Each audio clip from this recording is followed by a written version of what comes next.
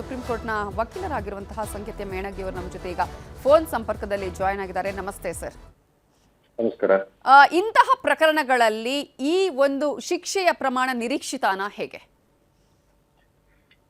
ಅಲ್ಲ, ಕನ್ವಿಕ್ಷನ್ ಆಗಬೇಕಾದಾಗನೇ ಕೆಲವೊಂದು ಪ್ರೊವಿಷನ್ಸ್ ಕೆಳಗಡೆ ಕನ್ವಿಕ್ಷನ್ ಮಾಡಿದ್ರು.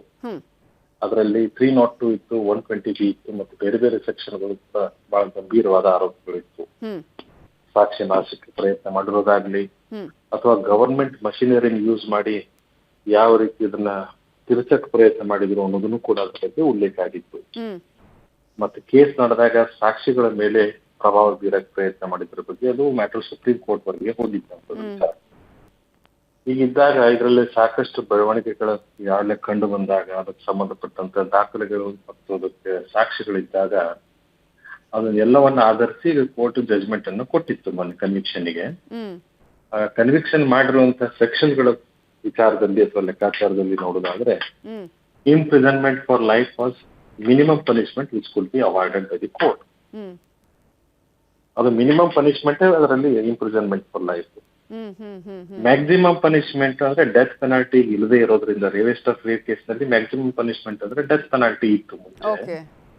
ಸದ್ಯಕ್ಕೆ ಅದು ಇಲ್ಲದೆ ಇರೋ ಪಕ್ಷದಲ್ಲಿ imprisonment for the reminder term ಅಥವಾ ರಿಮೈಂಡರ್ ಲೈಫ್ ಅಂತ ಕೊಡ್ತಾರೆ.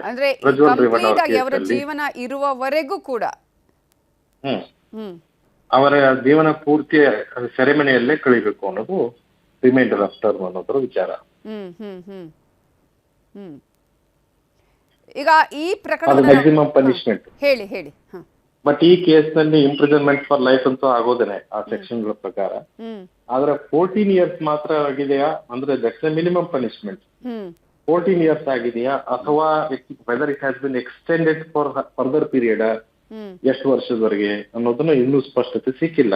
ಮಾಧ್ಯಮಗಳಲ್ಲೂ ಕೂಡ ಅದರ ಬಗ್ಗೆ ಸ್ಪಷ್ಟತೆ ಇಲ್ಲ. ಹಾಗಿದ್ದಾಗ minimum expected punishment is 14 years. That is imprisonment for life, ಜೀವಾವಧಿ ಶಿಕ್ಷೆ ಅಂತ ನಾವು ಹೇಳ್ಬೋದು. ಈಗ ಸರ್ ನೀವು ಹೇಳಿದ ಹಾಗೆ 302 ಆಗಿರ್ಬೋದು, 120B ಆಗಿರ್ಬೋದು, ಅಥವಾ ಅದಕ್ಕೆ ಸಂಬಂಧಪಟ್ಟ ಅನೇಕ ಸೆಕ್ಷನ್ಗಳನ್ನು ಕೂಡ ಗಮನಿಸಿದಾಗ ಜೀವಾವಧಿ ಶಿಕ್ಷೆ ಆಗಬಹುದು ಅನ್ನುವಂತಹ ನಿರೀಕ್ಷೆನೇ ಇತ್ತು.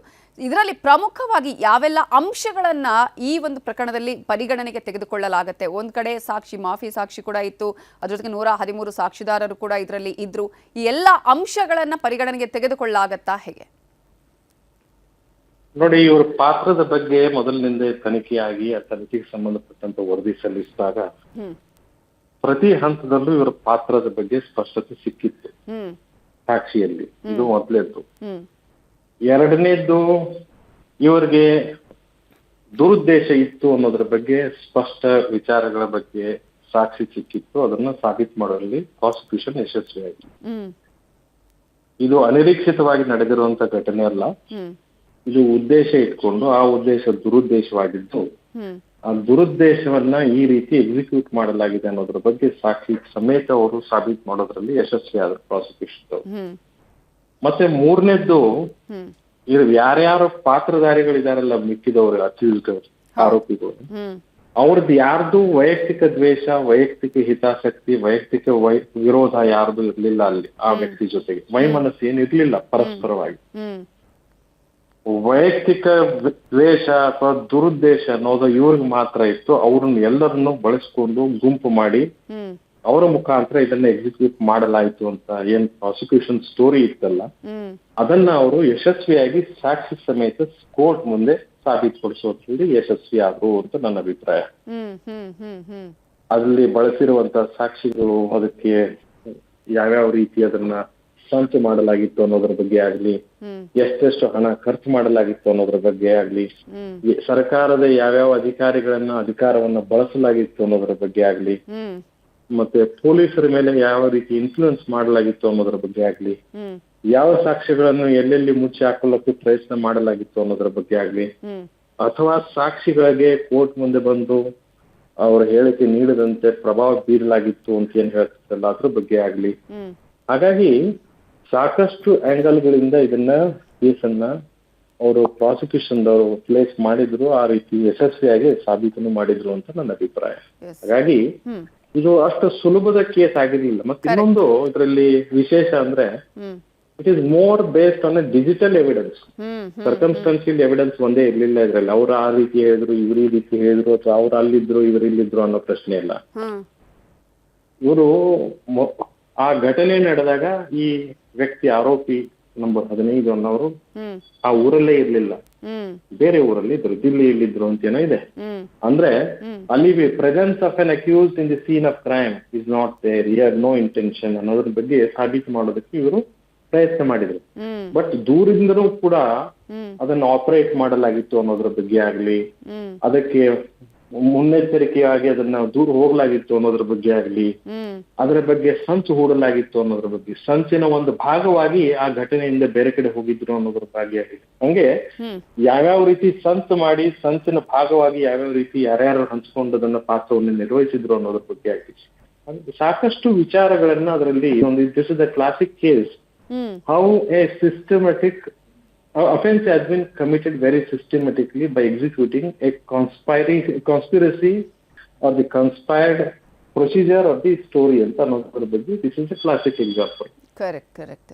ಇದರಲ್ಲಿ ಇನ್ನೊಂದು 2 ವಿಚಾರಗಳು ಸರ್. ಒಂದು A1 ಹಾಗೆಯೇ A17 ಮಾಫಿ ಸಾಕ್ಷಿದಾರರಾಗಿರೋದು ಕೂಡ ಇದರಲ್ಲಿ ಒಂದು ದೊಡ್ಡ ಟರ್ನ್ ಅನ್ನು ಕೊಡ್ತು ಅಂತ ಅನ್ಸುತ್ತೆ ಅನ್ನೋದು ಒಂದಾದರೆ, ಮತ್ತೊಂದು ಕಡೆ ಈ ಒಂದು ಪ್ರಕರಣದಲ್ಲಿ ಯಾರೇ ಜನಪ್ರತಿನಿಧಿ ಆಗಿರಲಿ ಅಥವಾ ಜನಸಾಮಾನ್ಯರೇ ಆಗಿರಲಿ ಸರಿಯಾದಂತಹ ನಿಟ್ಟಿನಲ್ಲಿ ಸಾಕ್ಷಿಗಳನ್ನ ಕಲೆ ಹಾಕಿ ತನಿಖೆ ಮಾಡಿದಾಗ ಈ ಪ್ರಕರಣದಲ್ಲಿ ನ್ಯಾಯ ಸಿಕ್ಕೇ ಸಿಗತ್ತೆ. ಯಾರೇ ದೊಡ್ಡವರಿದ್ರು ಕೂಡ, ಯಾರ ಪಾಪದ ಬಡವರಿದ್ದಾರೆ ಅವರ ಮಕ್ಕಳು ಸಾಯ್ತಾರೆ ಅಂಥವರಿಗೆ ಒಂದು ನ್ಯಾಯ ಸಿಗುತ್ತೆ ಅನ್ನುವಂತಹ ನಂಬಿಕೆಯನ್ನು ಹುಟ್ಟು ಹಾಕಿದೆ ಅಂತ ಅನ್ಸುತ್ತಾ ಹೇಗೆ? ನೋಡಿ, ಕಾನೂನು ಯಾವಾಗಿದ್ರು ಸಬಲರಿಗೆ ಮಾತ್ರ ಅಲ್ಲ ಎಲ್ಲರಿಗೂ ಸಮ ಅನ್ನೋದ್ರ ಬಗ್ಗೆ ಮೊದಲಿನಿಂದ ಇತ್ತು. ಆದ್ರೆ ಸಬಲರು ಅನ್ನೋರು ಏನ್ ಮಾಡ್ತಿದ್ರು ಅಂದ್ರೆ ಸಾಕಷ್ಟು ಸಮರ್ಥ, ಶಕ್ತಿಶಾಲಿ, ಬುದ್ಧಿವಂತ ವಕೀಲರನ್ನ ಎಂಗೇಜ್ ಮಾಡಿ ತರತರದ ಕಾನೂನು ವಾದಗಳನ್ನ ಮಂಡಿಸಿ ಯಶಸ್ವಿಯಾಗಿದ್ದು ಸಾಕಷ್ಟು ಉದಾಹರಣೆಗಳಿದಾವೆ. ಹಾಗಾಗಿ ಈ ಕೇಸಲ್ಲೇ ಮೊದಲೇ ಸರ್ ಇಂಟರಪ್ಟ್ ಮಾಡ್ತಾ ಇದ್ದೀನಿ, ಈ ಕೇಸಲ್ಲೇ ಮೊದಲೇ ಯಾವುದೇ ರೀತಿಯಾಗಿ ಏನು ಇಲ್ಲ, ಇವರು ಸಂಚು ಇಲ್ಲ, ಅಥವಾ ಇದರಲ್ಲಿ ಅಂದ್ರೆ ಒಂದು ಕೌಟುಂಬಿಕ ಜಗಳ, ಆಸ್ತಿಯ ಕಲಹಕ್ಕಾಗಿ ಈ ರೀತಿ ಕೊಲೆ ನಡೆದಿತ್ತು ಅನ್ನೋದು ಫಸ್ಟ್ ತನಿಖೆ ಆದಂತ ಸಂದರ್ಭದಲ್ಲಿ ಗೊತ್ತಾಗಿರೋ ವಿಚಾರ. ಆ ನಂತರ ಸಿಬಿಐಗೆ ಹೋಗಿರೋದಲ್ವಾ ಅಂತ ಹೇಳಿದ್ದು ಅಲ್ಲ, ಆ ರೀತಿ ಬಿಂಬಿಸಲಾಗಿತ್ತು. ಆದ್ರೆ ತನಿಖೆ ಆದ ನಂತರ ಅದು ಬಂದಿದ್ದು ಬೇರೆ. ಅಂದ್ರೆ ಎಲ್ಲಾ ಕೇಸ್ಗಳನ್ನ ಮೊದಲ ದಿಕ್ಕಿಗೆ ಬೇರೆ ಅದನ್ನ ನೋಡಿ, ಈ ಕೇಸ್ನಲ್ಲಿ ಯಾರು ಮಾಫಿ ಸಾಕ್ಷಿ ಅಂತ ಏನ್ ಹೇಳ್ತಾ ಇದೀರಲ್ಲ, ಅವರೇ ಮೊದಲಿಗೆ ಹೋಗಿ ನಾನೇ ಕೊಲೆ ಮಾಡಿದ್ದು ಅಂತ ಒಂದ್ ಕಡೆ ಇನ್ನೂ ಸ್ಟೇಟ್ಮೆಂಟ್ ಕೊಟ್ಟು ನಾನು ಓದಿದ್ದೆ. ಹೌದು. ಹಾಗಿದ್ದಾಗ ಇದು ಎಲ್ಲಾ ಸಂಚಿನ ಒಂದು ಭಾಗ ಅಥವಾ ಆ ಸಂಚನ ಆ ರೀತಿ ರೂಪಿಸಲಾಗಿತ್ತು. ಆ ತನಿಖೆಯ ದಿಕ್ಕನ್ನ ತಪ್ಪಿಸೋದಕ್ಕೆ, ಬದಲಾಯಿಸೋದಕ್ಕೆ ಈ ರೀತಿ ಒಂದು ಸಂಚು ಹಾಕಲಾಗಿತ್ತು ಅನ್ನೋದ್ರ ಬಗ್ಗೆ ಅದು ಪ್ರಾಸಿಕ್ಯೂಷನ್ ಏನ್ ಹೇಳ್ತಾ ಇತ್ತಲ್ಲ ಅದನ್ನ ಅದು ಸಾಬೀತು ಮಾಡೋದು ಯಶಸ್ವಿ ಆಯ್ತು. ಅದನ್ನ ಈ ಮಾಫಿ ಸಾಕ್ಷಿ ಇದ್ದವರು ಅವರೆಲ್ಲ ಪ್ರತ್ಯಕ್ಷ ಸಾಕ್ಷಿಗಳೇ ಆಕ್ಚುಲಿ ಅದರಲ್ಲಿ ಇದ್ದವರೇ ಇಲ್ಲ. ಅವರು ಯಾವ್ಯಾವ ಹಂತದಲ್ಲಿ ಏನೇನಾಯ್ತು ಅನ್ನೋದ್ರ ಬಗ್ಗೆ ಸಂಪೂರ್ಣ ಮಾಹಿತಿ ಕೊಟ್ಟರು. ಬರೇ ಮಾಹಿತಿ ಕೊಟ್ರೆ ಮಾತ್ರ ಅವ್ರನ್ನ ಮಾಫಿ ಮಾಡ್ಲಾಗುವುದಿಲ್ಲ. ಅವ್ರು ಹೇಳಿರುವಂತ ಹೇಳಿಕೆ, ಆ ಪ್ರಕಾರ ನಡೆದಿರುವಂತ ತನಿಖೆ, ಮತ್ತೆ ತನಿಖೆ ಹಂತದಲ್ಲಿರುವಂತ ಸಾಕ್ಷಿಗಳು ಅವರ ಹೇಳಿಕೆಗೆ ಪೂರಕವಾಗಿದ್ದಾಗ ಅವರು ತನಿಖೆಗೆ ಸಂಪೂರ್ಣವಾಗಿ ಸಹಕರಿಸಿ ಸತ್ಯಾಸತ್ಯತೆಯನ್ನು ಹೊರಗೆ ತರೋದಕ್ಕೆ ಅಥವಾ ನ್ಯಾಯವನ್ನ ಎತ್ತಿ ಹಿಡಿಯೋದಕ್ಕೆ ಅವರು ಕೂಡ ಒಂದು ಪಾತ್ರ ವಹಿಸಿದ್ದಾರೆ ಅಂತ ತಿಳ್ಕೊಂಡು ಅದೆಲ್ಲಾ ಪೂರಕವಾಗಿದ್ದಾಗ ಮಾತ್ರ ಅವ್ರನ್ನ ಮಾಫಿ ಸಾಕ್ಷಿ ಅಂತ ಪರಿಗಣಿಸಿ ಅವರ ಸಾಕ್ಷಿ ಆಧಾರದ ಮೇಲೆ ಅವ್ರನ್ನ ಮಾಫಿ ಮಾಡಲಾಗ್ತದೆ. ಅವ್ರ ಹೇಳಿಕೆ ಆಧಾರದ ಮೇಲೆ ಎಲ್ಲವೂ ನಿರ್ಧಾರ ಆಗಲ್ಲ. ಅಲ್ಲಿ ಪಡೆದಿರೋ ಸಾಕ್ಷಿಗಳಿಗೂ ಕೂಡ ಅದರಲ್ಲಿರೋ ಮಾಹಿತಿಗಳು ಕೂಡ ಅವ್ರ ಹೇಳಿಕೆಗೆ ತಕ್ಕಂತೆ ಪೂರಕವಾಗಿರ್ಬೇಕು. ಕ್ವಿಕ್ ಆಗಿ ಇನ್ನು ವಾಟ್ ನೆಕ್ಸ್ಟ್ ಏನು ಅವಕಾಶಗಳಿದೆ, ಆಪ್ಷನ್ಸ್ ಏನಿದೆ ಮುಂದೆ ವಿನಯ್ ಕುಲಕರ್ಣಿಗೆ ಅಂತ? ಅಪೀಲ್ ಬಿಟ್ರೆ ಮತ್ತೊಂದು ಏನು ಆಪ್ಷನ್ ಇಲ್ಲ ಈಗ. ಹೈಕೋರ್ಟಿಗೆ ಅಪೀಲ್. ಓಕೆ. ಧನ್ಯವಾದಗಳು ಸರ್ ನ್ಯೂಸ್ 18 ಜೊತೆ ಮಾತನಾಡಿದಕ್ಕಾಗಿ.